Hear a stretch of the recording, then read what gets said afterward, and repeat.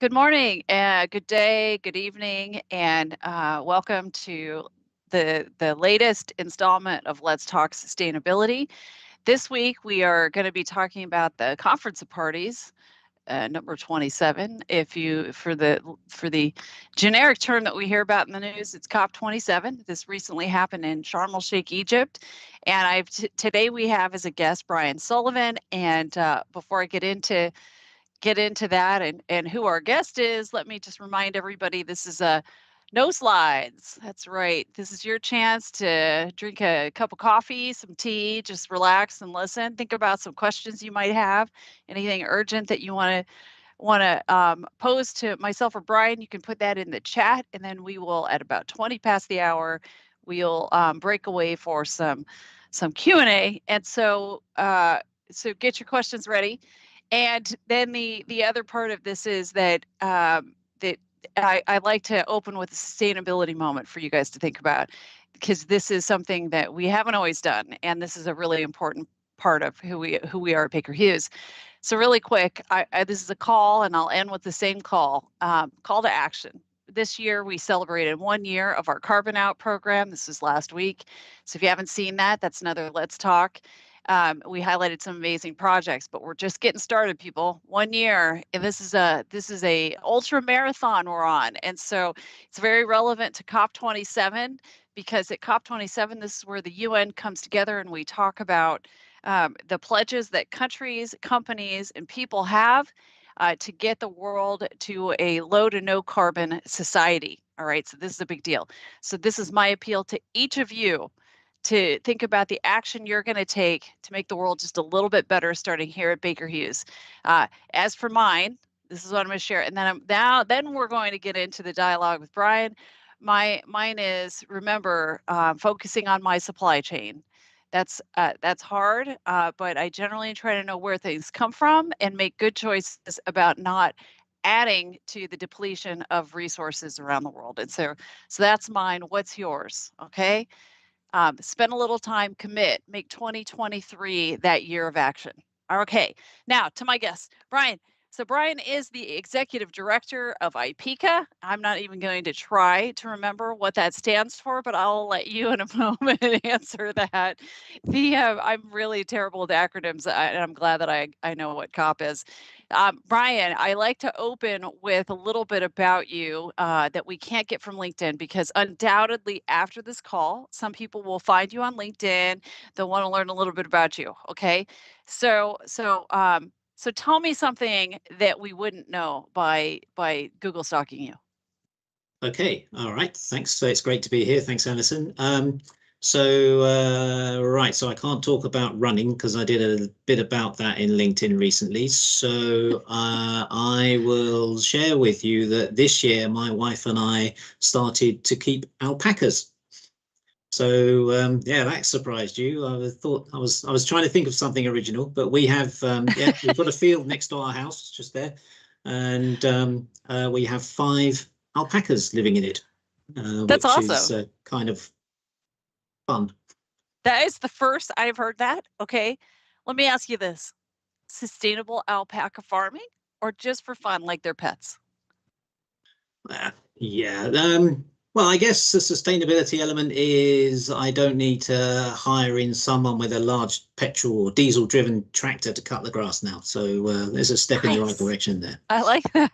People forget that alpacas graze anything in sight, right? Like they really, they're very efficient lawnmowers, and so Yeah. so that's awesome. I love that. There may be alpaca in the sweater I'm wearing today, actually. So I celebrate this. So Brian, why don't we first start by, why don't you give everybody who's dialed in today an idea about what IPECA stands for and what you guys are focused on, and then we'll dig into COP27.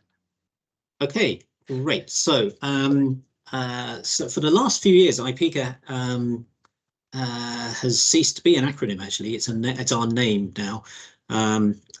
It used to stand for the International Petroleum Industry Environmental Conservation Association. Try writing a check to us on that. Yeah, too long. No chance. So we're called IPECA now because our remit is broader than just environment. We're an industry association with 40 7 company members and 32 associations. The companies are generally involved in oil and gas exploration, production, service companies, EPC contractors, and then we have national and regional associations from around the world. And our focus is pretty much on sustainability. So we have 4 main themes: climate, nature, people, and then sustainability, which is our where we put all the cross-cutting topics that we work on, such as sustainability reporting, sustainable development goals, alternative energy, and supply chain. Great, great. IPECA has been around for a bit. Actually, I share something in common with IPECA, and that is our age. That's right. I too was born in 1974, and so if you want to do the math, IPECA's been around for a while now and has been doing some good work. Can you share with us, Brian, a couple of quick hits on what you view recent successes of the organization? Right. Well, I'll do a sort of one internal one and one external one. So I think the biggest thing that we've done recently has been the launch of the SDG roadmap that we developed together with the World Business Council for Sustainable Development. It basically highlights the priority SDGs and key actions both industry and IPECA as an association can do to advance progress towards achievement of the Sustainable Development Goals. It's no small task because we are a consensus-based group, so we have to get everything to the point where nobody objects. We don't need to get everyone to vote for something, thank goodness. Otherwise, that could probably take an awful lot longer. But to achieve consensus on those actions from a diverse membership such as ours is pretty cool, because we've got we have all the major oil and gas companies. We've got national oil companies from around the world, and we have independents and service companies and associations. So to achieve consensus among that diverse group on these things, on the actions that companies can do to support the SDGs is no small task. So I'm pretty happy with that, and the uptake of it has been pretty successful. That's excellent. That's excellent. You had a second one. Yeah, my second one, okay. Which is an alternative way of what does IPECA stand for, is we launched this year the IPECA principles. And this is a big deal for us because they are a new condition of membership. Previously, our main condition of membership was to pay the bill. Now we have 8 IPECA principles across the 4 themes, and 4 of them are explicit support for expressions of support for specific UN agreements. So supporting the Paris Agreement, the Convention for Biological Diversity, the UN Guiding Principles on Business and Human Rights, and then the 2030 Agenda for Sustainable Development, which is the framework for the Sustainable Development Goals. And then the other 4 principles are all about what companies can do operationally that are aligned with those principles. Excellent, excellent. First of all, it's hard enough to get people, one company, much less all the companies, to pay their bills. So I understand why that was your prime directive for a while, right? You got to keep paying people now. But I like where you guys have gone as an organization. I think that's a time well spent in getting your members aligned. Now, you talked about the World Business Council for Sustainable Development, and I'd like to come back to that, but the focus being on the UN SDGs. I promised everybody we'd get to COP, so I'll put this in the parking lot for now, okay? But I'm going to come back. Don't let me forget. So let's dig into COP for a second. So this happened in Egypt, and that was a really it was a really interesting meeting from my perspective because I had never been to one. But when you reflect on progress, no progress, what was the outcome? What do you think was notable this year, Brian? So, I mean, I think the main thing that there was a big sign of progress was the agreement on the fund for loss and damage. I think that was the biggest achievement that came out from Sharm el Sheikh.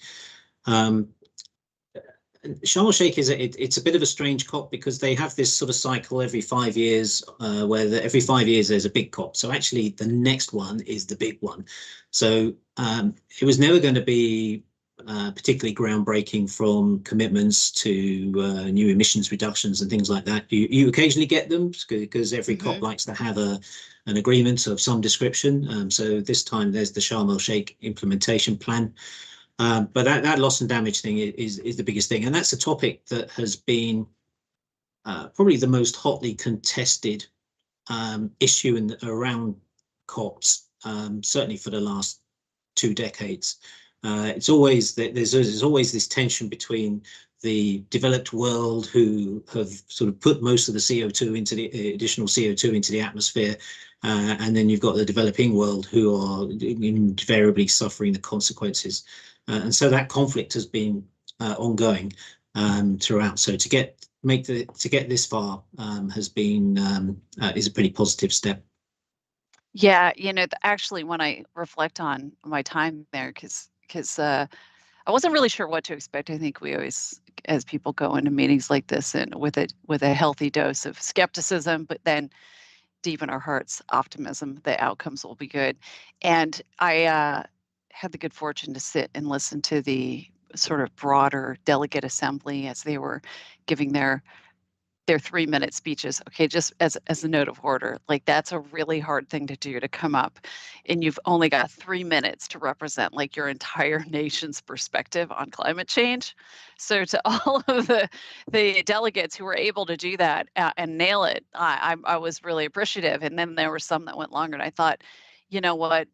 This may be their one time to be heard, and that's in particular, the island nations. And I would say that for me, it was a moment in the history of the world that I was glad to see people saying, "Hey, what about us?" And actually getting some action. Now, you and I were talking before we started. Now, the fund was created to help those nations who need the help. Now, let's see who puts money in Yeah. around the world. Yeah, so that's going to be the hard part. And so I think progress was made. Now, the challenge for all countries is, let's put some money in the fund so that the most severely impacted people, who are the ones who contribute the least, get real help from the countries that can help to support them. So, I mean, it's worth noting that the countries that sit in the lowest lying areas, island nations, are going to suffer really significant land loss as sea level rises, and then that threatens food. And so that was the message that I heard over and over again, is it when in the buffet of choices that countries have to make, forget GDP for a second. You got to feed people first, and then energy. Okay. So I thought that was really a compelling and, dare I say, life-changing moment for me to hear it directly from the mouths of people impacted.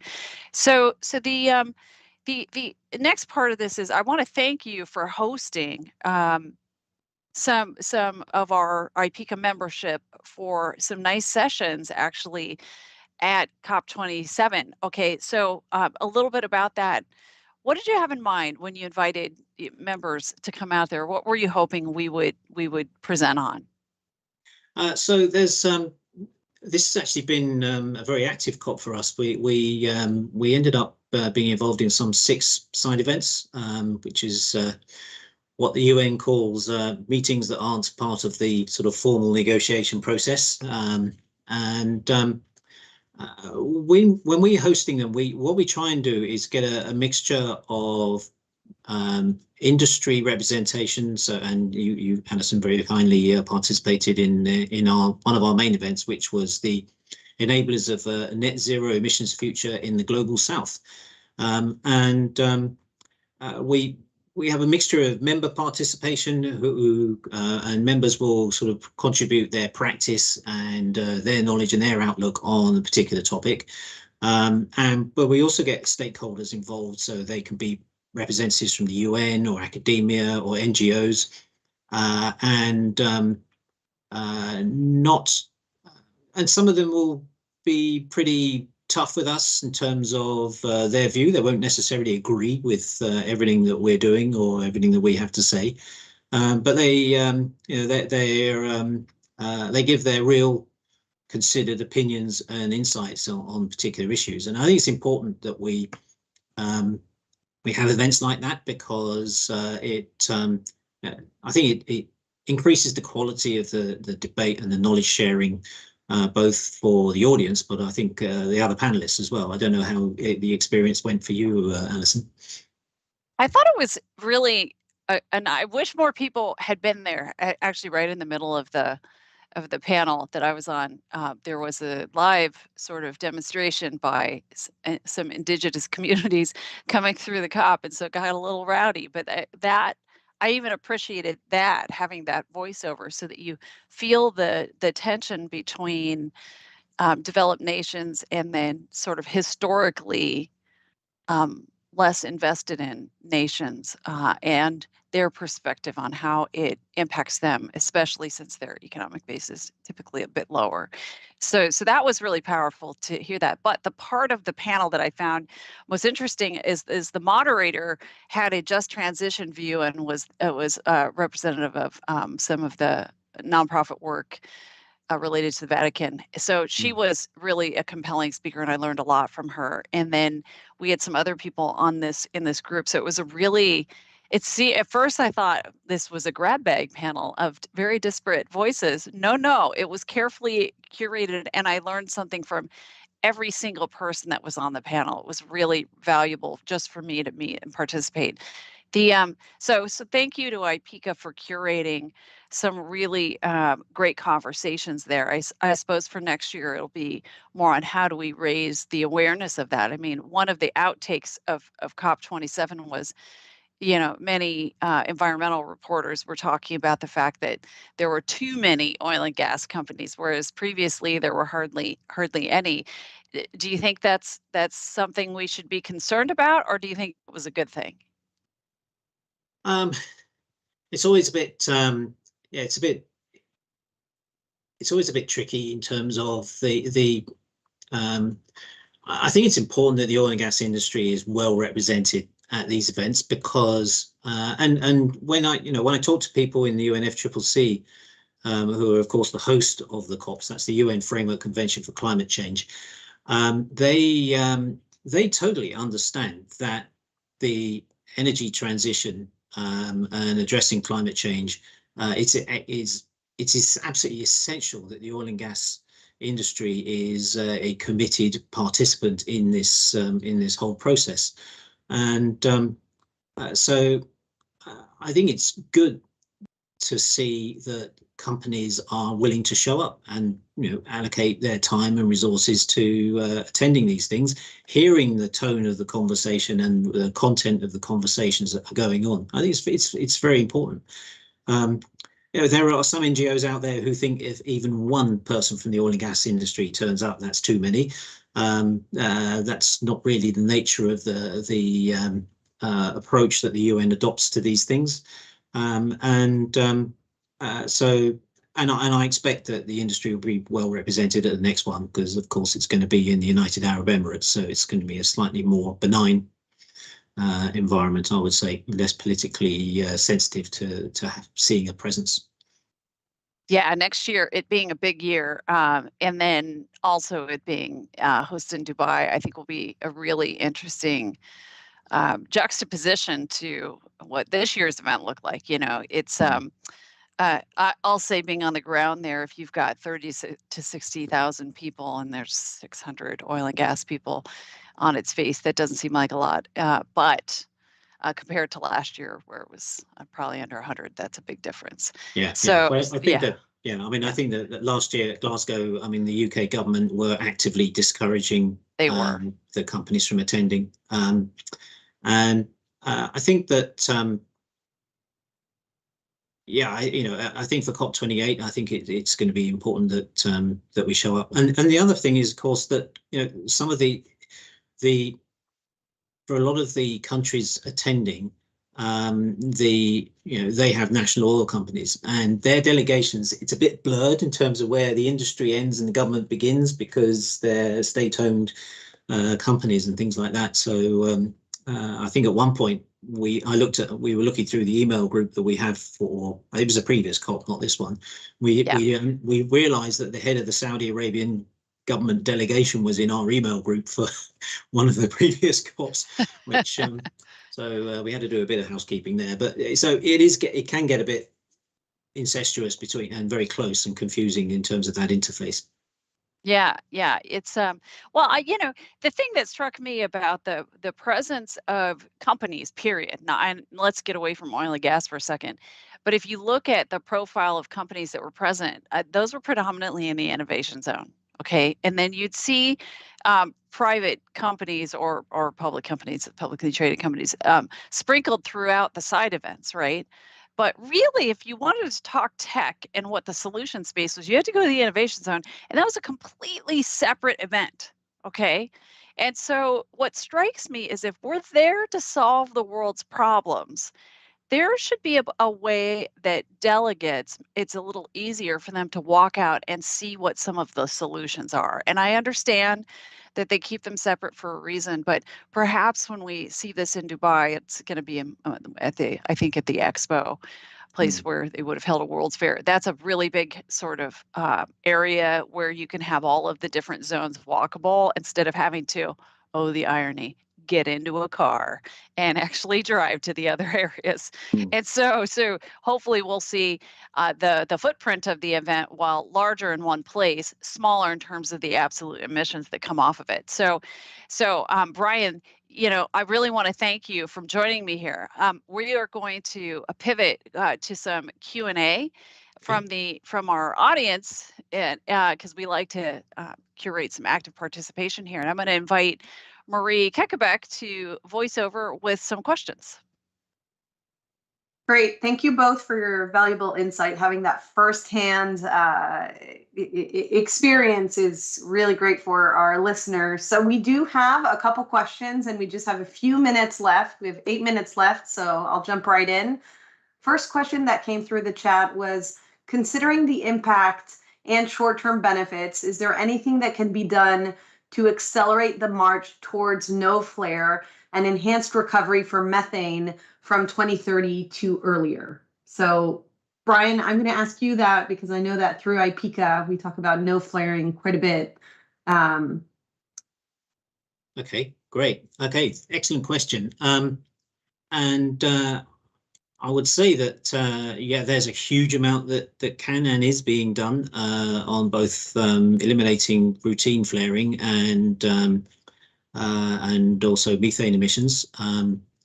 We've done a piece of work. We did a piece of work a year or so ago where we tried to map all the methane initiatives that are going on around the world, which were multi-party methane initiatives. We identified something like 120 material cross-industry, cross-sector activities and initiatives on this front. That's over and above what individual companies are doing on their own. It's huge, and there are some.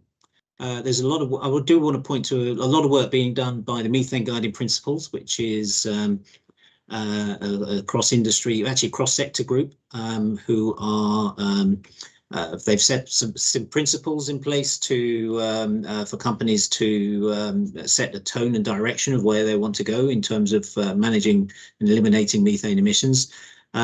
Supported by good practice, training, education, that sort of thing. So, and technology as well. So there's a lot going on in that space. Likewise in flaring, particularly through the program with the World Bank's Global Gas Flaring Reduction Partnership. Great, thank you, Brian. And one of the beauties of IPCA is really that collaborative approach where all the operators and different companies are coming together to share what they're doing to reduce emissions. So it's collaboration is definitely going to help with the energy transition. Allison, was there anything you wanted to add specific to flaring? All right, so moving right along, our second question is, being active in the energy transition, our products reduce CO2 emissions for clients involved in geothermal, carbon capture, or emissions management. Is this a scope 3 reduction? Do we track what impact our products and services have on reducing CO2 emissions? So I will give that to Allison. Yeah. So David Katz, thank you for your question. Um, that is a scope 3 reduction, okay, in some parts, and sometimes it's not. It just depends on who owns the emission, so to speak. So if we were doing something as a part of our operational footprint where we make the call, okay, then it's going to fall on our scope 1 and 2. Now, in the case of emissions management and looking at, say, flares, for instance, that's our scope 3, okay, because we'll sell a product that allows a leaner burn and more combustion of methane with flare IQ. So it really depends on whether or not you have operational control versus value chain, and so something that's outside of your control. But that does mean when it sits in scope 3 that it's our right to win, everybody. So if you're working on products that we sell, products or services, it's really important that we take emissions down when they go into the hands of our customer, because that is their scope 1 and 2, right? And so they're going to demand more from us as a manufacturer and service provider that we take that down. Brian, what do you think? Any thoughts on that? Yeah, absolutely right. And I mean, that's one of the reasons why it's great that service companies are part of IPECA, because being at the IPECA table means you get to hear what your customers are looking for in terms of these, very important environmental issues. So yeah, I totally support the what you're trying to do there. Great, great. Marie, I'll hand it back to you. Notably, I know our time's running out. Let's go. Yep, 4 minutes. And so we will share with the participants all the information about IPECA and any questions. But my last question would be, you touched on this a little bit. We had more oil and gas companies at the table, as well as companies, across our energy sector. There is a misconception regarding the energy transition, and that energy transition is only applicable to companies that are working in renewables. What would you say would be the key area of focus, Brian, on how can we get the message out that there's a lot of opportunities for companies that still have a footprint in oil and gas to help reduce emissions? Okay, well, I guess I mean, normally when we're talking about it, we use the data of others to talk about what the likely oil and gas demand is going to be over the coming decades. So IEA or even IPCC information on this, and clearly oil and gas is going to be a part of the energy mix for decades to come, and as such, it needs to be produced in an environmentally and socially responsible way. We need to reduce the emissions associated with its production. But I think the IEA recently came out with a very interesting comment in their last energy outlook. And that's basically the point of the whole thing in the energy transition, is that both energy systems, assuming there's one system called fossil and one called alternative energy, both energy systems have to be managed. And so, the energy transition is not just about managing the availability of wind and solar or whatever, hydro or anything else. The availability of energy that comes from oil and gas needs to be managed in this process as well, in order to ensure security and access as well. So there is an understanding out there. Not everybody understands it, but there is an understanding out there that the energy transition is the whole energy mix, not just what is currently a relatively small part of it. Yeah, thank you, and thanks, Marie, for voicing it. I'll comment that the questions in the chat, there's some really excellent ones. We want to make sure that we address those, and so what we'll do is we'll push this over into the typewritten Let's Talk Sustainability Q&A section that's over on our intranet site, and so stay tuned for that if we didn't get to your question today. I promised that I would get back to the SDGs, because you guys did a lot of work on those, and so you basically looked at opportunities and prioritized 10 out of 17. What do you think? Okay, we're about ready to go through that ourselves as a company, because we're refreshing our sustainability strategy. Where do you think we should focus, Brian, as a parting shot? Where should we focus our activities? Pick 2 or 3. 2 or 3. Okay. Yeah. Right. Okay. So I guess I would go for you've already got climate, so I would think that's a That's a default given. one. That's It's a default. given. I think it would go for responsible consumption and production, Nice. which good one. is and a big feature on circularity, the circular economy. Yep. I think particularly given your role in the supply chain for companies. And then life on land biodiversity. And I think that's particularly relevant, this week because the Convention for Biological Diversity is meeting in Montreal. There's a big squad of people from the industry through IPICA there to share what we're doing and listen. And we'll be doing a lot of work on how to roll out what will hopefully come out of this, which should be the post-20 Global Biological Framework, Biodiversity Framework. Awesome. We're just getting started on biodiversity actually this year. And so even though we did things, I throughout all of our sites around the world, I wouldn't say it was as deliberate or coordinated as it could be. That's me being fully transparent here. And so we're going to spend some time. So you picked some really good ones. So Brian, I really want to thank you for joining me. Thanks for giving us some of your time and for all that you do in leading IPICA. This is a really important association for us and for many of our customers and peers. And I also want to say thank you for committing to being more sustainable yourself. I mean, anybody who's in an organization about sustainability is obviously going to do that. So I put the challenge back on everybody who's still here. Think about the one thing you're going to do, take it forward so that we can lead now together and into the future on making energy cleaner and managing in the energy trilemma. So thanks a bunch, Brian. Thanks for joining us. Great.